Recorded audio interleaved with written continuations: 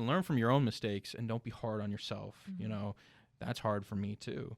So you just kind of have to keep going and learning, and you're going to stumble, you're going to fall. And I believe wholeheartedly what's got me here, it wasn't me. It wasn't me alone. God, no. It was the people I had in my life, the family members, the mentors, the people that I still talk to. And there's different seasons for different people. I believe that, and I've noticed that. And continuing to surround yourself with good people that add benefit into your life.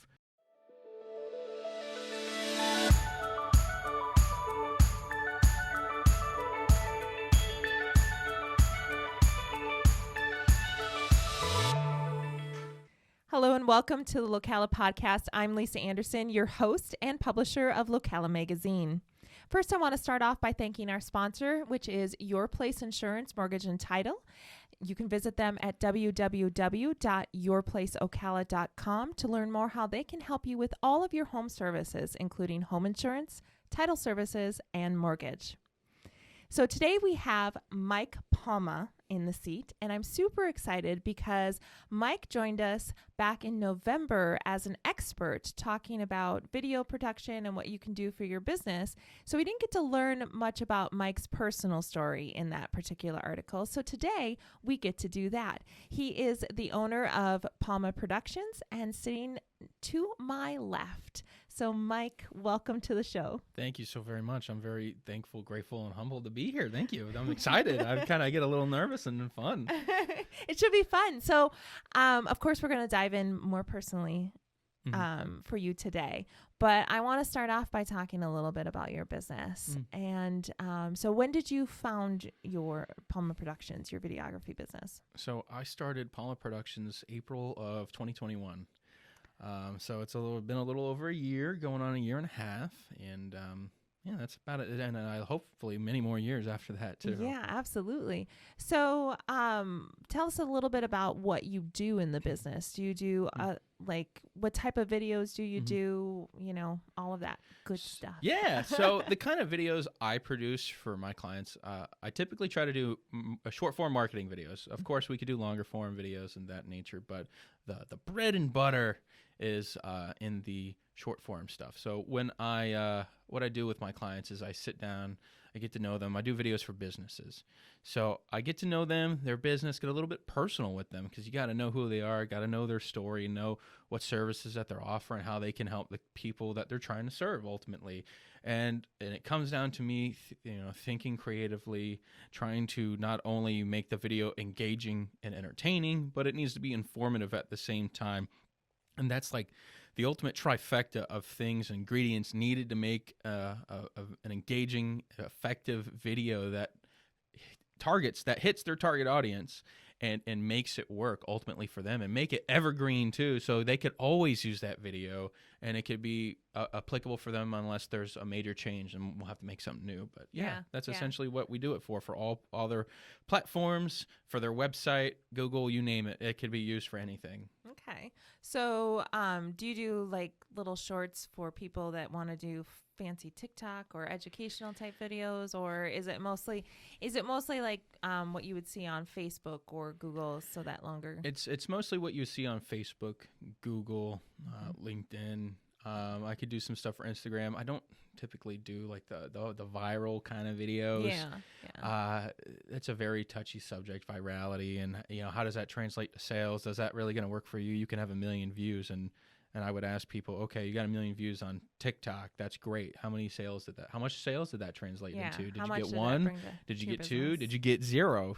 So I try to stick it to the platforms that really work for businesses and who their target audience is. It all comes down to who are you trying to reach. Yeah.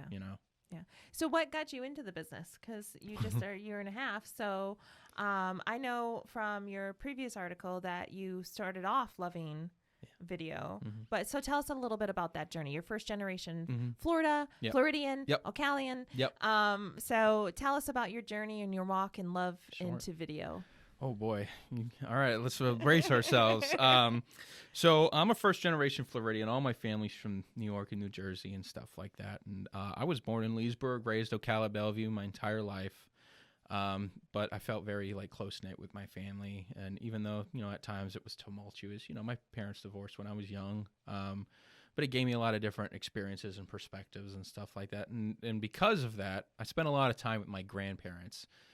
And I attribute, like, my parents are amazing. And I don't want to make it sound like I'm talking bad about my parents. They were great people and they did what they could, but they also had to work a lot. And I understand, but I'm very grateful for the time I got to spend with my grandparents and learn older things, different things, really kind of get a little bit more cultured, especially that's what kind of gave me my love for history and a bunch of other things.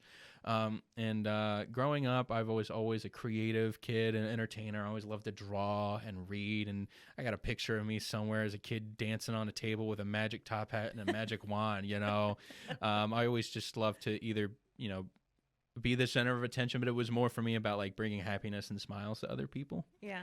So growing up, my grandfather, he used to be a film editor, did work for Universal, did work for a lot of smaller companies, a variety of companies. He did it in New York and did a lot here in Florida. And he eventually was a pioneer in nonlinear editing, so like Adobe softwares and stuff like that.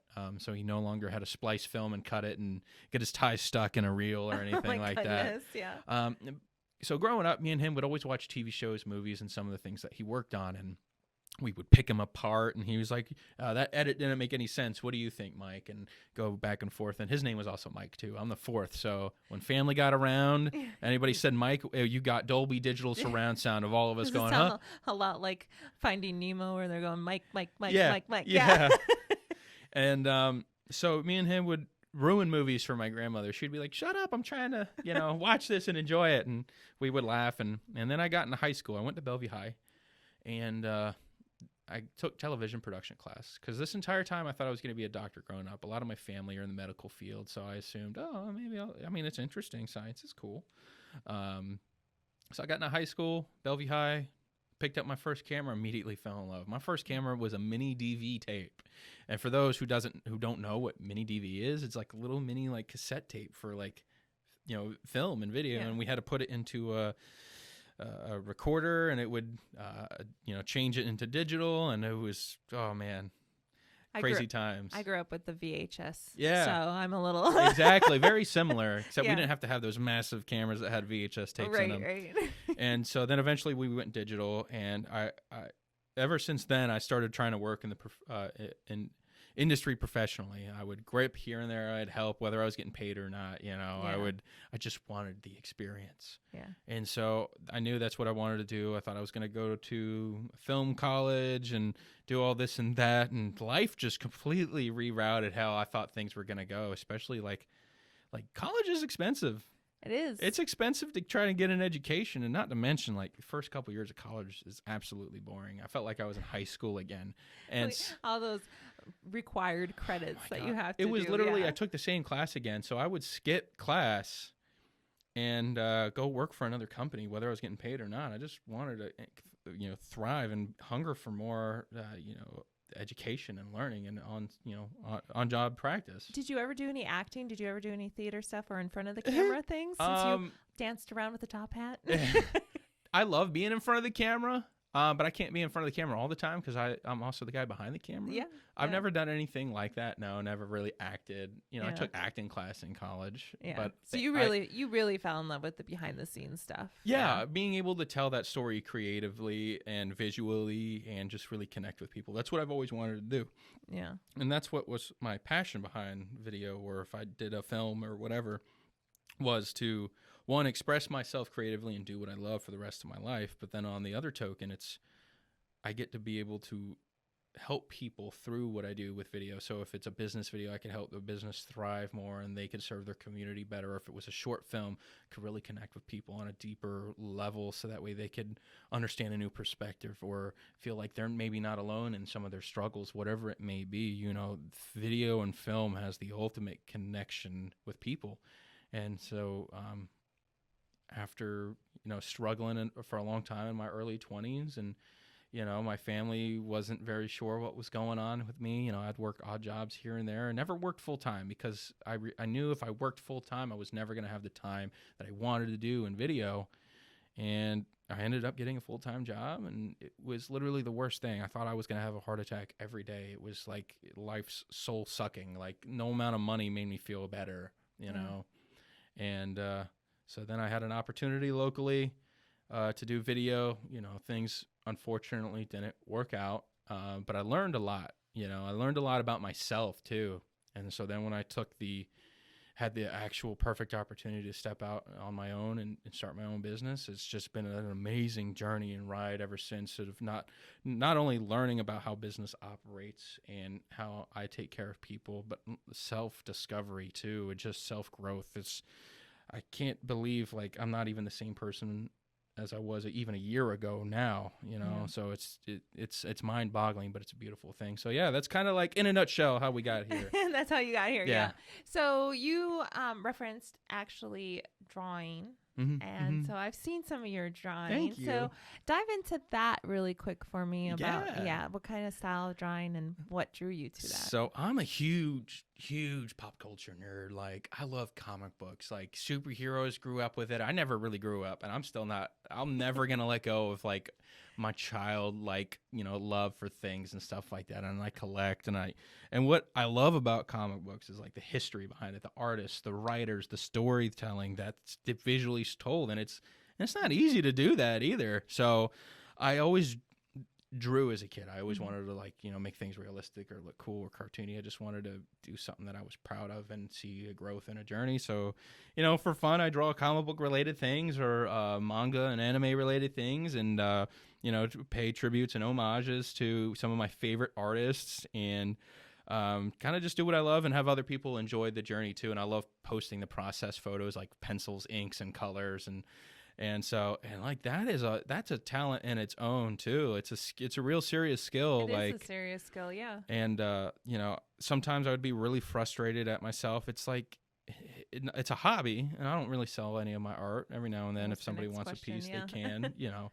But if somebody wants to buy it, cool, awesome. But it's like a self journey too, like video. Like you learn a lot about yourself, the techniques, and seeing improvement. And I surprised myself with a recent piece that I did. I drew the Incredible Hulk, and I was trying a bunch of different stuff. And same thing applies with video. What I'm doing with artwork is like, I used to be like this perfectionist mentality. It's got to be this, got to be that. If it's not right, and I get frustrated and upset with myself. There's a lot of mental anguish, a lot of mental hurdles, a lot of things that you go through as a creative person, whatever you're doing. It's very difficult. But at this point, like I've noticed, like I just let go, and I'm just like, let's just have fun with it. Let's just do it. Let's try it. Don't be afraid. No mess ups. Like Bob Ross says, you know, he's like, it's a happy accident. You know, it's supposed to be that way. And happy little trees. Yeah, exactly. And so I just went in with that mentality. I'm like, wow, I've improved a significant amount in not being hard on myself. So it's like, it's everything that I do, even if it's different, like music, art, video, they all kind of tie into one another and improve my life too, and hopefully improves others too. Yeah. Perfect. Well, we're going to take a really quick break and thank our sponsor one more time. So our sponsor is Your Place Insurance, Mortgage, and Title. It is your one-stop shop for all your home needs as far as home insurance, title services, and mortgage commercial loan services. You also get a professional realtor through Professional Realty of Ocala, all in one call. You can call Chad Taylor or visit him online at www.yourplaceocala.com. So let's head on back over to Mike. I want to dive into what really got you into the pulp culture as a kid. Like, how did that, between the video and diving into, because a lot of times people use those type of intense hobbies as almost escapes. Was that how you saw it, or did you just enjoy living in that imaginary field? I don't know if it was ever an escape. You know, I never really thought about escaping because I love video games and stuff like that too. You know, the storytelling, the art on that alone, just like everything, animation, just everything about all of it is fantastic. So I just loved being a part of it, just enjoying myself, enjoying life, learning and being creative, and always like being inspired by these pieces of art and wanting to be a part of it. And like it's almost like, you know, it's like its own club that you want to be a part of, you know. So it wasn't so much an escape, you know. I'm very grateful I didn't have like a super difficult life, that was very troublesome. Everybody had their difficulties. I had my difficulties too, but I just always wanted to be enveloped in like something fun and cool and get other people involved in it too. And like, I would play, fun, cool card games with cool art as a kid growing up. We would read comic books together, I remember growing up watching like the Spider-Man and Batman movies, and my grandfather would show me the movies too. So it's like, I just got jumped right into the deep culture. Yeah, I think you had a fun generation to grow up in as far as like the nerdy culture, because probably around the time that you were in high school, the nerdy culture was getting to be more of like the popular cool culture in a way. I mean, you always get the different, cliques and stuff. You're always going to have jocks versus, the nerdy kids and stuff like that. But at the same time, I mean, Marvel movies were out at that point, right? So I'm young. I'm younger than I probably look. Yeah, because you're only 27. Yeah, I'll be 27 next week. Yeah, next week. So growing up with it being like in school and stuff like that, I always stayed true to myself. I never really tried anything to like impress other people, and I couldn't. Yeah. So did I get picked on for nerdy stuff all the time? Sure, but I remember in 6th grade, I'm like, I'm trying to like be cool talking to this girl, whatever, and I got like this Star Wars book I'm reading, and she's like, "What is that? Is that Star Trek?" I'm like, "No, that's Star Wars. Get it right." And know the difference. I couldn't be any more nerdier than that, you know. But like, I just was me all the time, and not afraid to hide it. And the Marvel films just started when I got into high school, and I was still always kind of like, not necessarily picked on, but I think people appreciated, that's who he is. We can't mess with him. We can't change him. We can't do that. Just staying true to who you are. And regardless of it, I'm always going to love what I love, and just stick with that. And the pop culture eventually was like, Mike, you're right.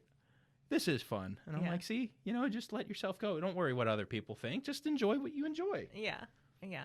So you've said it a number of times in here, and I know this from outside of this room with you, is helping people. So what really drives that part of you? What makes you want to help people so much? I want to see people succeed. The world has enough issues, problems, discord, issues, whatever you want to call it. It's got enough of that, and it's had enough of that the entire history of man. And when I can put a smile on somebody else's face, or make them feel better, or think differently, or want to treat somebody else better, or just do whatever I can, it's the best feeling in the world when you help somebody, and even when somebody helps you. Like, I'm not a big buff dude, and I go to the gym a little bit more, and I got a compliment earlier this week by people who were way bigger than me, and they were like, "We see you in here all the time, working hard, not afraid of who you are. We love your Marvel shirt." Yeah, I'm wearing my nerd shirt on the gym, and nice. And I'm singing Journey in the gym too. This past Monday, I was like, I don't care. This is a good song, Yeah. And so like that goes a long way. People remember that. That sticks with people. Not everybody might remember what you say, but they'll remember how you made them feel. Yeah. And that's honestly the best way in order to just create and blossom more love, more acceptance, more just generosity and care for one another as human beings. So like, I want everybody together to be better and to keep growing and just add positivity in the world. And like, we're not perfect either. None of us are going to be perfect. Sometimes I'm short with people, and we also have to be able to forgive other people and forgive ourselves. And that's difficult. I'm not perfect at that. But as long as we keep trying forward and motivating one another and still love one another and doing what I do in order to help people through my expressions of creativity, there's nothing else better. Let's make a better world together. Yeah, absolutely. It's beautiful. Perfect. So you said you've grown quite a bit over this last year, and we obviously, I mean, you have a business, so you're going to learn a lot being out on your own versus working for somebody else. And we know businesses ebb and flow. Yeah. So how has it been for you on the emotional journey side of your business? That's a loaded question. I've had to learn a lot about myself and a lot about my emotions, and like you don't want to ever stuff down your emotions. You don't want to ignore them, but you can't let your emotions rule you either. Your emotions are there for a reason, because they're there to help you, safeguard you, guide you, and direct you into what's best for you. You know, I totally and wholeheartedly believe in that. So some days I have really highs and lows, and like a roller coaster. Like yesterday I had that. I've always dealt with some form of anxiety or depression or something like that. So, and it becomes almost tenfold when I'm running my own business, but it's just like, I don't want to be that way forever. I don't want to be stuck like that forever. So I'll seek therapy.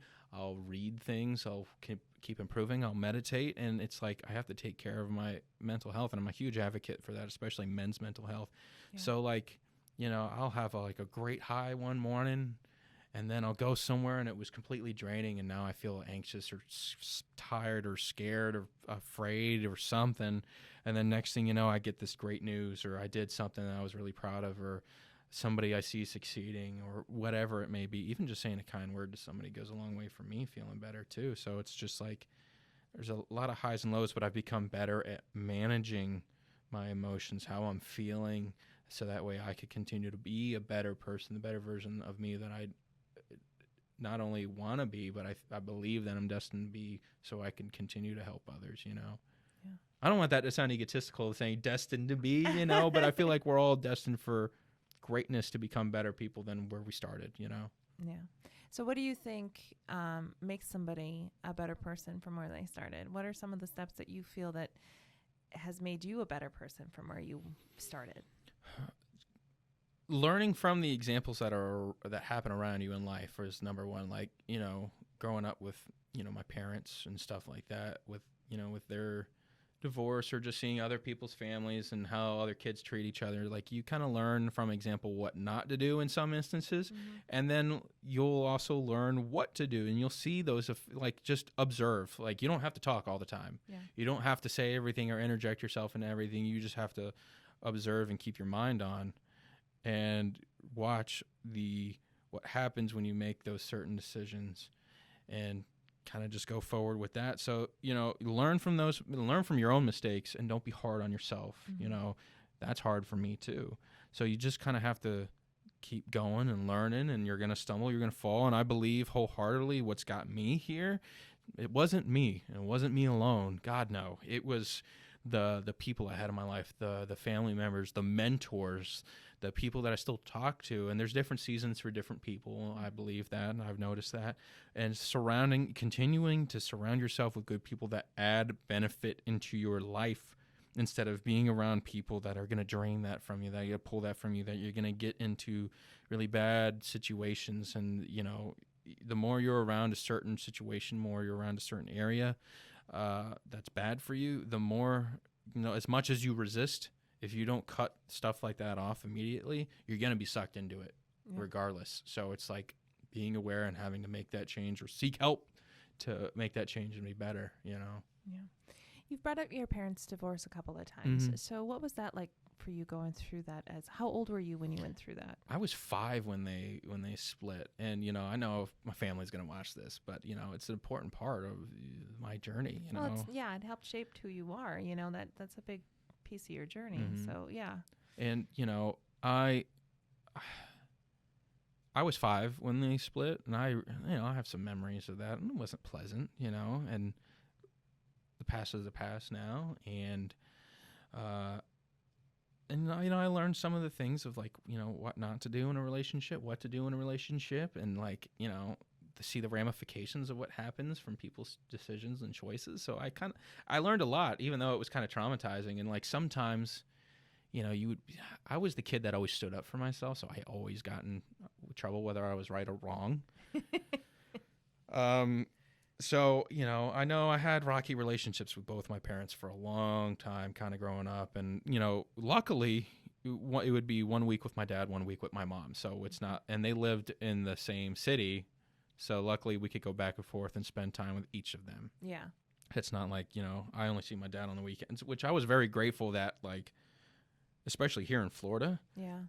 That I got to be with my dad more often. Sometimes I hear horror stories about people and they're like, I can't see my dad. So that was back then. I don't know how it is now, but that's what made me spend a lot of time with my grandparents too. It's like they both had to work individually to support us and stuff like that, and support themselves and see what they were going through in their relationships and things that they were doing, and just kind of,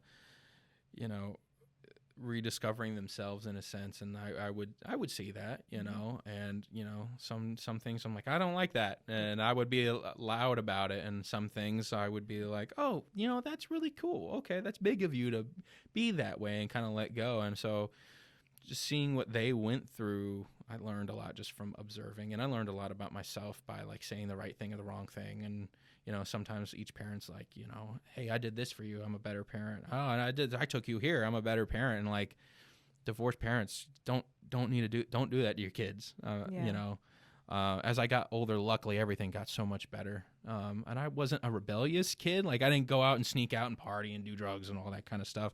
But I always fought with my parents, whether I was either being lazy and procrastinating, or I believed something else was right, or I didn't like that, or whatever. But every teenager does that. We're all trying to figure out who we are. Yeah, I know. I called my mother 6 months after I moved out and apologized for making her life hell. Yeah. Yeah. You talked about not living in your past, and we talked a little bit about this before we started the show today. Yeah. And so I want to get your thoughts on that, because we talked about how you shouldn't live in your past, but you can use your past to move forward. So tell me how you have done that, how that's helped you in your life. I've made some bad decisions here and there as a kid. Everybody makes bad decisions, or they fall on their face or their butt. And I dropped out of college and stuff like that because I knew what I wanted to do, and I wasn't having a good time. And like, for me, the past, two key factors that I had to grow from my past to make me who I am now and a little bit better, and keep using that going forward, is like, comfort is the greatest enemy probably I've ever experienced. Like, do we want to be comfortable and it feels good? Yeah, but it made me complacent. It made me lazy. It made me hardened and irritable. And you take me out of my comfort zone, and I was a monster. It was not fun. And then holding on to to anger and grudges and stuff like that, or arguments that I had with family members or friends and stuff like that. And you can't hold on to that, and you have to be the bigger man sometimes to either apologize and it all depends on the response, the action that you take forward. But sometimes you just have to let certain things go. And like, I used to be, and I still am to a degree, but like, my past was just filled with me like feeling like I wasn't good enough. I wasn't good enough for myself, for my family, for girls. I was like, yeah, they got that guy. He does sports. He's buff or whatever. I'm just some nerd, or what. Like, that self-flagellation was just not fun. And I realized all those things a lot of the harm and things in my past were done to myself more than anything, instead of somebody else abusing me and bullying me. And I experienced that, but it wasn't that bad or big of a deal, Yeah, you were your own worst demon. Yeah, exactly. Your I own was worst bully. my own worst enemy. Yeah. And like, I think that kind of came a little bit from my culture. My parents expecting a lot out of me and saying I was smart, and I know I'm smart and creative and all that. And so like, adding that pressure felt like a lot. So that's why I felt that way, and that perfectionist. And I'm like, oh, it's okay to mess up. And my parents did absolutely the best they could, and they're not perfect all the time. And if I was a parent, I know I wouldn't be perfect all the time. And sometimes I took certain things too close to heart, and they didn't mean it, Yeah. And so I had to forgive them of that, and I had to forgive myself, and just move forward and be better, and not hurt myself, and raise others up too. And I think that's what made me so loving to other people. And sometimes I get in trouble for that too. It's like, man, my dad used to tell me, he's like, sometimes you love the stranger and some guy off the street more than you would your own family. And I get that, because when you're around your own family, you get frustrated, upset, angry. And I think family's safe. You feel safe enough to Yeah. be able to take your emotions out on them. yeah, and it's not right No. for either both the child or the parent. Yeah. Yeah. I agree. But it's all about how you handle it, Yeah. Well, this is a question I ask everybody at the end, and that is, do you have anything else that you would like to add that I have not asked you? It's not so much a question as much as I just want to say, I'm grateful for you, especially, having me here. I'm grateful for all the people that I come across and meet, even if I don't talk to you or see you all the time or reach out, or just people that I'm no longer in touch with. Thank you for everything that you've done, the journey that I've been on to get here and keep moving forward. And, I hope I can help all of you as well. And, I just want to see the community that I'm a part of and that you're a part of and that we're all a part of become a better, greater, happier, more connected community. So Perfect. And one last question. How can we as a community support you? One, for my business, if you guys want to go to Palma Productions, I'm on Facebook, Instagram, LinkedIn, and YouTube. If you want to go like my page, see my work that I've done, share it, comment on it, people never talk about organic stuff enough, and organic sharing and liking and engaging, it makes a huge difference. Like, people don't realize that. And I, tell people, do it. It helps a lot. And so your support to tell me what you guys think and refer me, and I could best help refer you, just work together. So that's a huge part of that too. And, if you see me on the street or something like that, don't be afraid to say hi. I always love meeting new people, and if you have any questions or you just want to hang out or grab lunch or something like that, let me know. I'll make it work and fit in. I love to meet more people in our community. Perfect. Well, thank you so much, Mike, for being here. I really appreciate having you on. Thank you. I'm excited that we got to hear more of your personal journey, and especially since we didn't get to do that in the article that you were in for the magazine. So I'm really happy that you joined us today. Thank you so very much. You're very welcome. So thank you, everybody, for joining us on the Locala Podcast. Once again, I am Lisa Anderson, your host and publisher of Locala Magazine. I'd like to thank our sponsor one last time, Your Place Insurance, Mortgage and Title, and you can find them at www.yourplaceocala.com. We'll have a link in the description. If you would like to read the article that Mike was in, he was in our November issue of 2021, and you can find that at www.localamag.com. We hope that you enjoyed this episode of our podcast and that you like, share, and all of our information, as we are here to focus on connections through stories.